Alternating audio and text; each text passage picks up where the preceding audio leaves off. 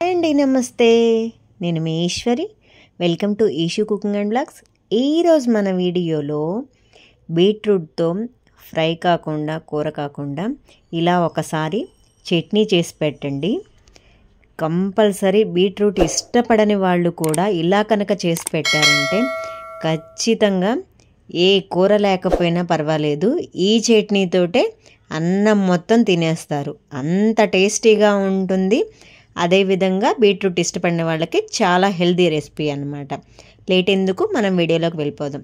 First ఒక పెద్ద beetroot ఒక పావు కేజీ తీసుకున్నానండి నేను. మీకు ఎంత కావాలంటే అంత తీసుకోండి. పీల్ ఆఫ్ చేసేసుకొని ఈ విధంగా మీడియం సైజు ముక్కలుగా ఈ విధంగా వీడియోలో చూపిస్తున్న విధంగా కట్ చేసుకోండి. పెద్దవి అయితే టైం పడుతుంది వేగడానికి. ఇలా మరీ చిన్నవి కాకుండా ఈ విధంగా మీడియం సైజు ముక్కలుగా కట్ చేసేసుకొని వాటన్నింటినీ ఒక ప్లేట్లోకి తీసుకొని పక్కన పెట్టేసుకుందాం. ఇప్పుడు మనం ఒక బాండీ పెట్టుకొని ఒక 2 టేబుల్ స్పూన్ల ఆయిల్ యాడ్ చేసేసుకొని ఇప్పుడు మనం కట్ చేసి పెట్టుకున్నాం కదా బీట్రూట్ ముక్కలు యాడ్ చేసేసి ఈ విధంగా కలుపుకొని మనము ఇప్పుడు మూత పెట్టి ఒక 2-3 నిమిషాలు కుక్ అయ్యే వరకు ఇలా కుక్ చేసుకున్న తర్వాత ఇప్పుడు ఒక 4 పచ్చిమిర్చి అండి ఇలా ముక్కలుగా కట్ చేసుకొని వేసుకోండి. అదేవిధంగా ఎండుమిర్చి కూడా ఒక 4 మధ్యలోకి కట్ చేసి వేసుకోండి. ఈ విధంగా మళ్ళీ మూత పెట్టి బాగా వేగే వరకు ఈ విధంగా ముక్క మగ్గే వరకు వేయించుకోండి.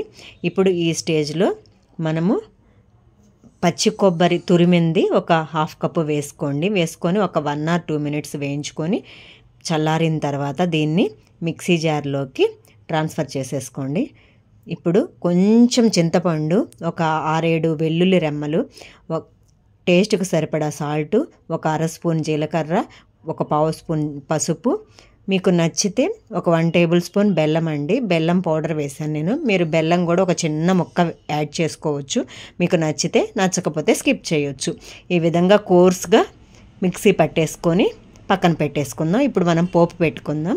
దానిలో కొంచెం అదే ప్యాన్లో ఆయిల్, పోపు దినుసులన్నీ వేసుకొని ఆవాలు, జీలకర్ర, పచ్చిపప్పు వేసుకొని బాగా ఫ్రై చేసుకున్న తర్వాత ఒక 3 క్రష్ చేసుకున్న వెల్లుల్లి వేసుకొని కొంచెం ఇంగువ వేసుకొని ఒక 2 రెమ్మల కరివేపాకు వేసుకొని పోపు మొత్తం బాగా వేగిన తర్వాత ఇప్పుడు మనం మిక్సీ పట్టేసుకున్నాం కదా బీట్రూట్ చట్నీ, దాన్ని ఈ ప్యాన్లోకి యాడ్ చేసుకొని ఈ విధంగా ఒక్కసారి కలుపుకొని కొంచెం కొత్తిమీర చల్లుకొని టర్న్ ఆఫ్ చేసేసుకొని మనం దీన్ని సర్వ్ చేసుకోవచ్చండి. దీన్ని మనం అన్నంలోకైనా చపాతీలోకి ఏ కర్రీ చేయకపోయినా ఈ విధంగా చపాతీలోకైనా సరే చాలా హ్యాపీగా తినేసేయొచ్చండి.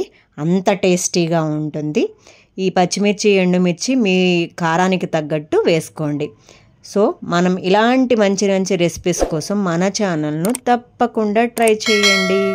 అండ్ అదేవిధంగా ఈ చట్నీ మీరు రెడీ చేసి మీకు ఎలా కుదిరిందో కామెంట్ సెక్షన్లో షేర్ చేయండి. Thank you for watching.